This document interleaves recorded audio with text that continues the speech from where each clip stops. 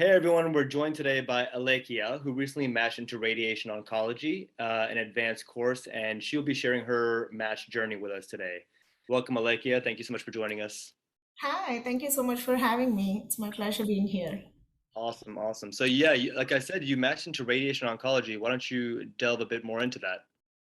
Yes, so radiation oncology is an advanced course which has 1 year of preliminary course and 4 years of radiation oncology. So the preliminary year can be anything. It can be internal medicine, surgery, transitional year, or whatever that you are wanting to do. What I chose and what I matched into is internal medicine preliminary, and I'll be doing 4 years of radiation oncology. Awesome, awesome, awesome. So why don't you tell us a little bit about how your ARAS application was kind of set up towards, this specialty? Kind of like what were the things you put under experiences, hobbies, things of that nature? Sure. So I think one of the biggest point, which, in my opinion, I feel made a big difference was I'm currently doing my master's in public health in epidemiology.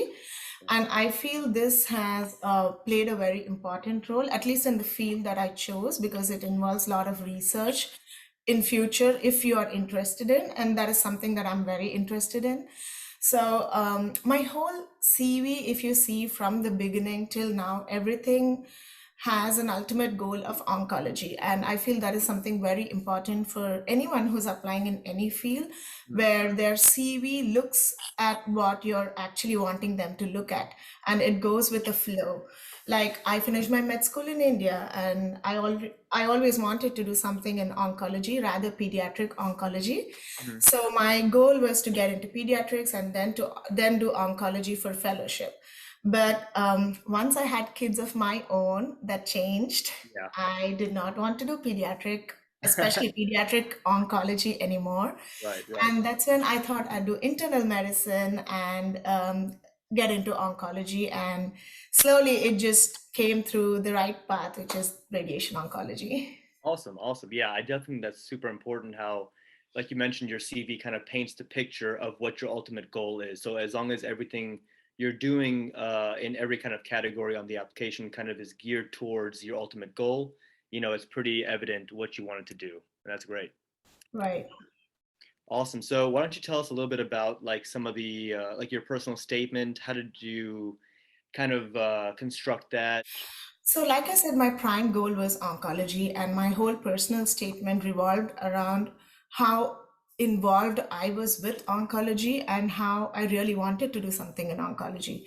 Mhm. I threw in some of my personal experiences where my own grandfather had prostate cancer and he underwent radiotherapy. So, I threw in a couple of personal experiences, but main intention or main outcome of the personal statement was it needs to look like what you want to get into and what you're very interested in. Right. Yeah, that's super critical. I feel like a lot of applicants need to understand that a personal statement needs to be like from the heart. And like, you having that anecdotal personal experience similar to what I did for family medicine, how I also mentioned my grandfather who didn't get that continuity of care from his PCP because he was overseas in Pakistan. So that also kind of like was a very anecdotal, personal, and it's pretty evident during the application process that the people can see that. Right. Awesome. And how did you approach attendings and your professors and whatnot for letters of recommendation? So it's a long story. I don't know how I have to put this in, but I'm a very old graduate. Yeah. I'm not a recent graduate. Okay. This is actually the 10th year that I graduated from med school. Okay. I Wow.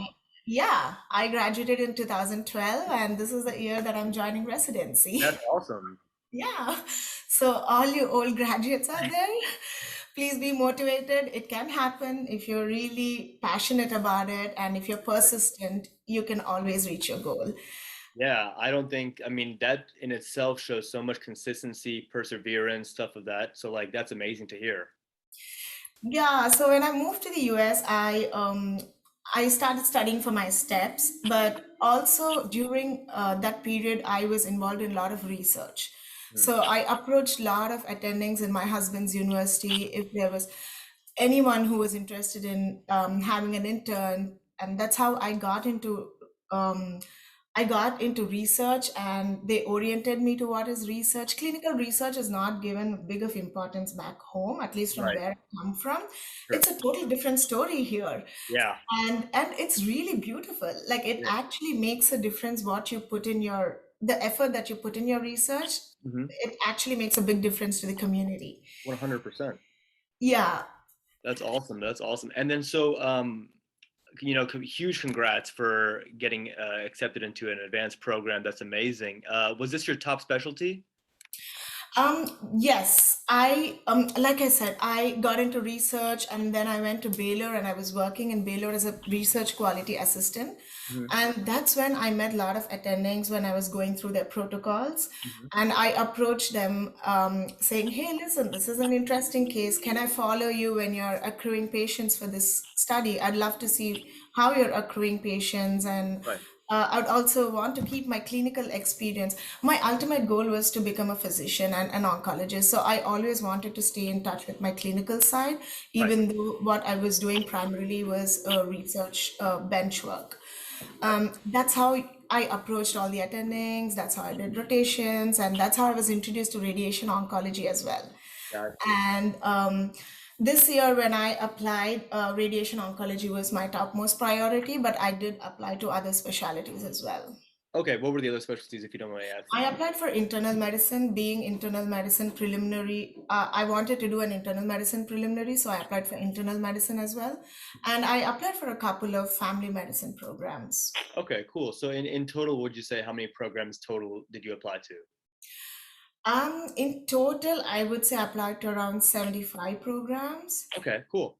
Yeah, But the and predominantly, mostly yeah, oncology. predominantly, it was radiation oncology and internal medicine. I think I applied to three or four family medicine programs, Got you. Got not more than that. Yeah. you. Awesome. Awesome. Yeah. I mean, it definitely, from what you said, your CV and your personal statement were very much geared towards your passion towards radiation oncology. So that's totally understandable. And then how many interviews did you end up getting?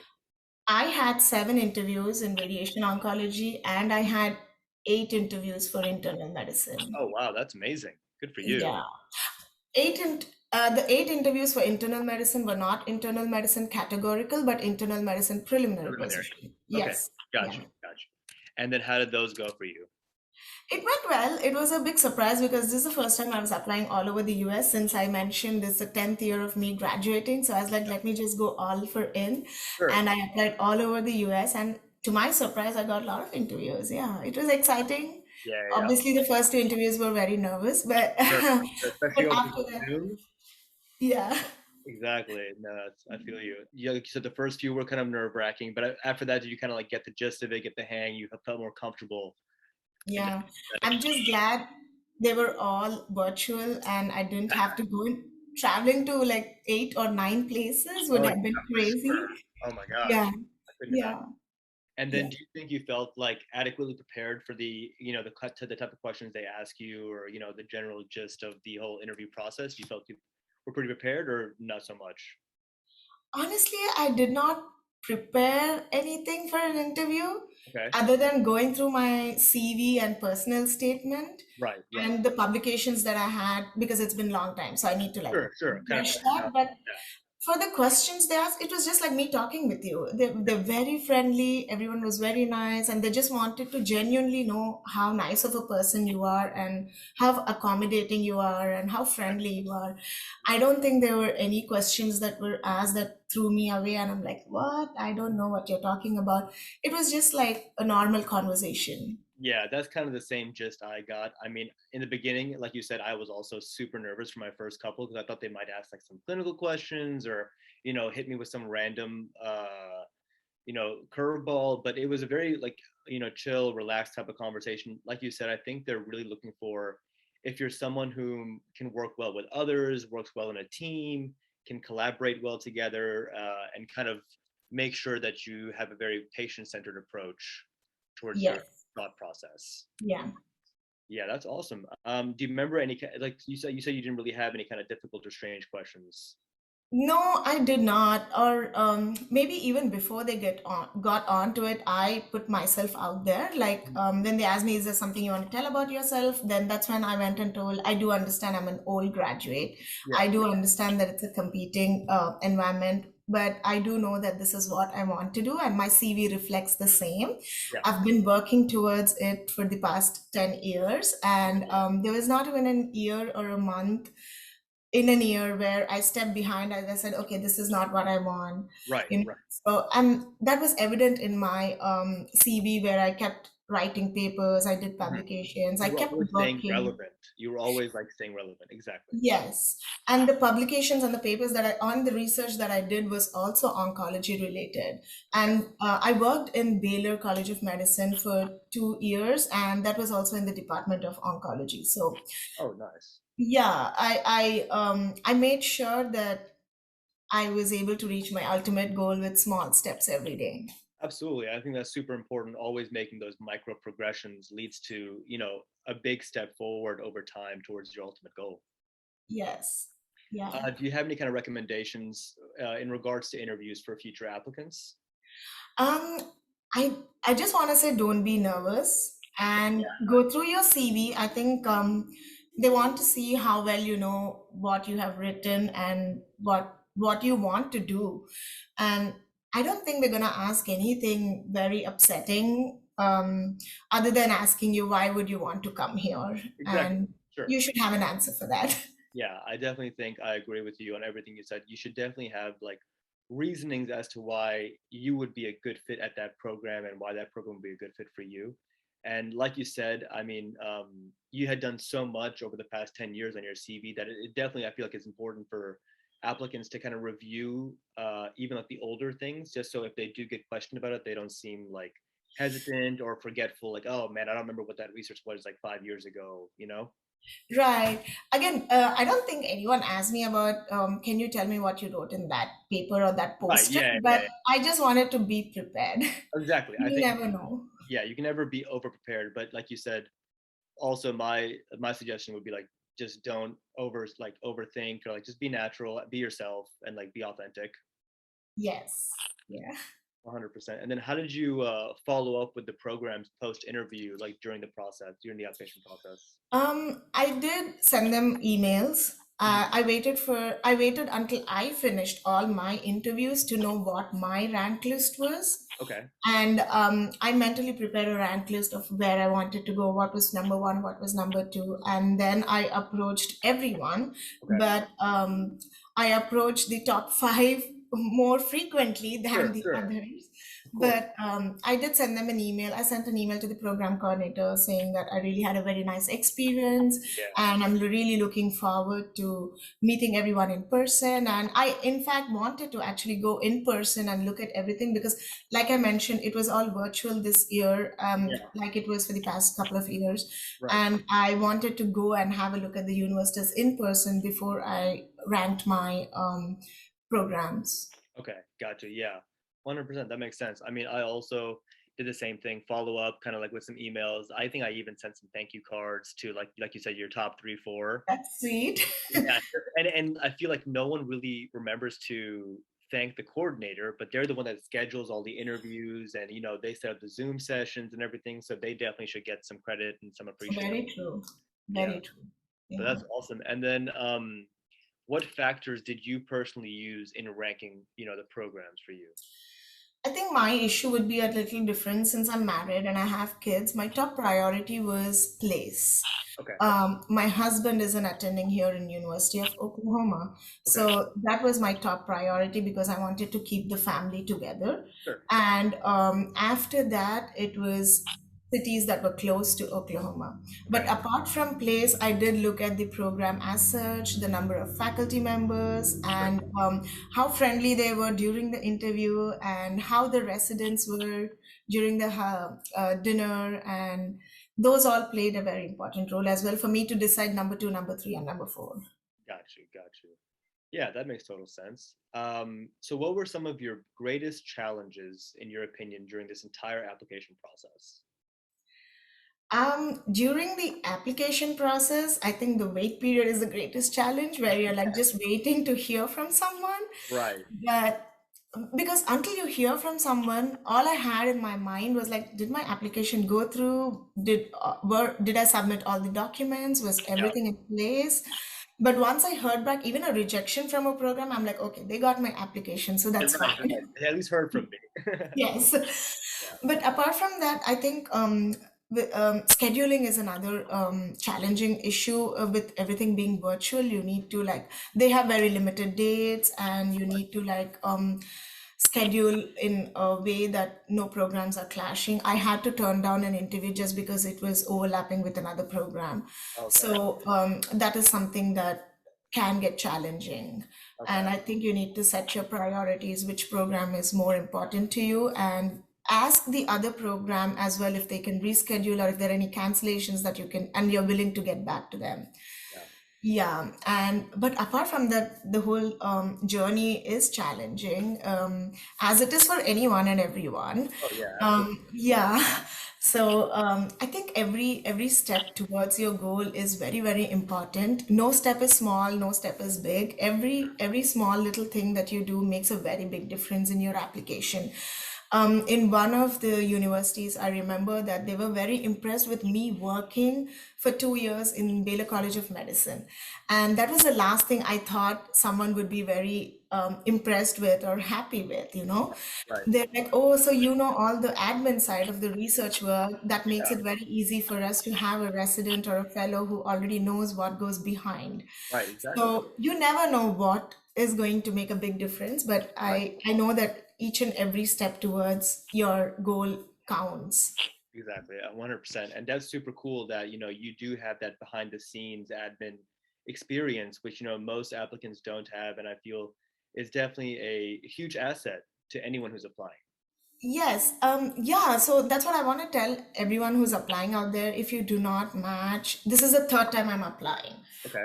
The first two times I applied was only in the universities where, or only in the cities where my husband was, but this is the only time I applied all over. And yeah, so I think all the applicants should not be demotivated if they do not match, and then they need to keep working towards their next year match. So just make sure you're enrolled in some kind of research work, even writing a small poster makes a huge difference. Yeah, for sure. And working, if you don't have visa status to work, at least keep yourself occupied with online programs or do a master's like how I'm doing right now, master's in public health.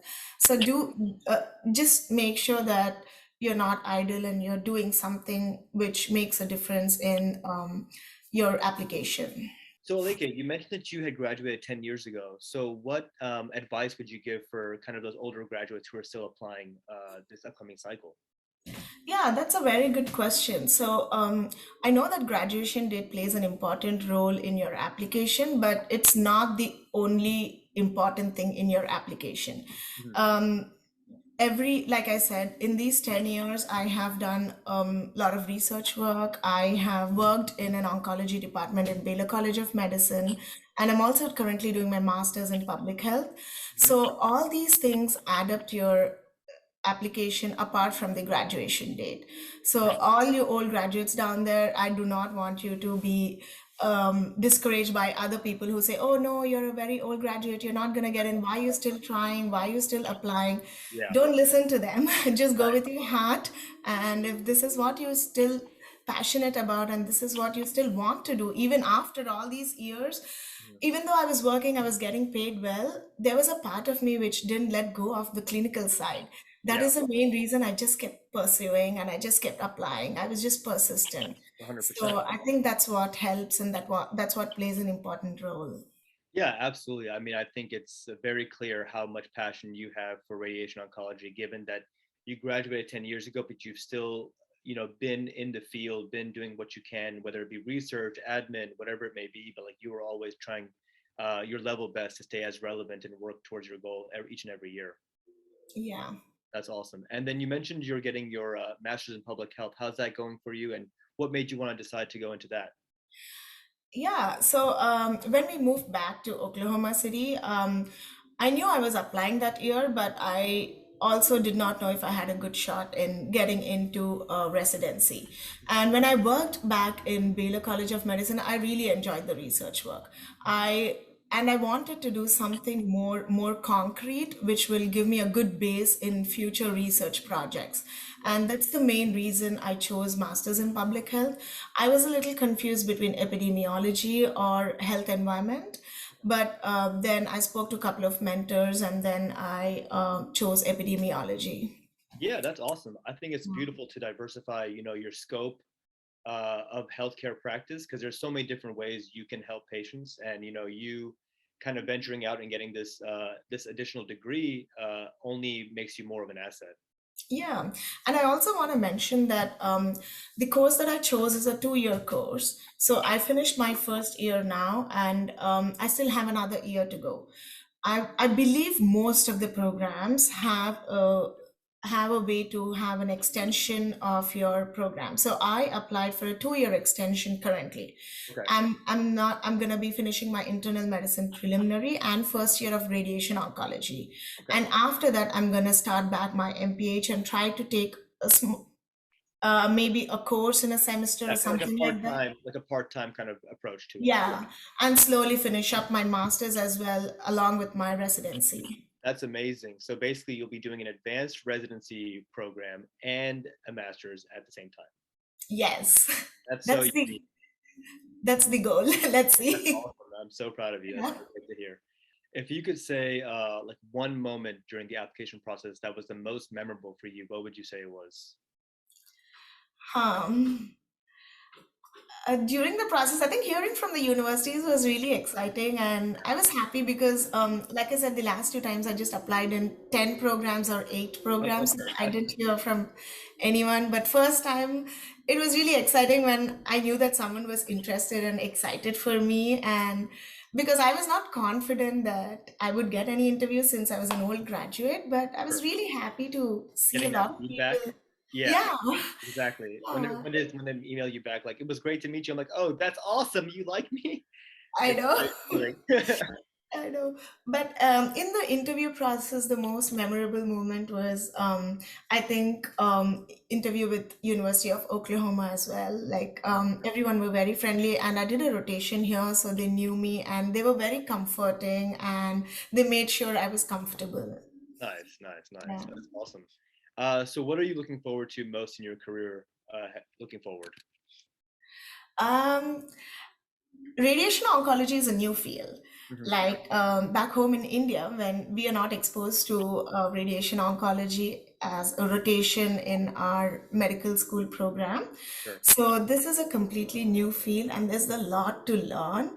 And when I did my rotations, it was really interesting and exciting, all the contouring and the procedures. So, Sure. I'm eagerly and very excitedly looking forward to learning more about it.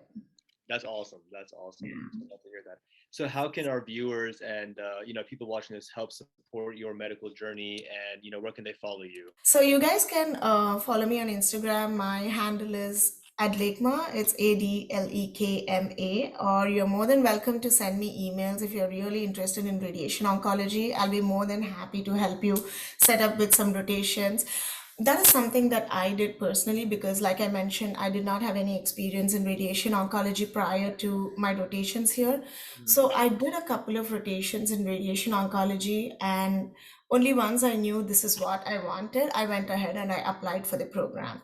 Okay. So, if anyone is willing to give a shot and want to see if this is a good fit for you or not, please feel welcome to email me on alekhya_ml@yahoo.com.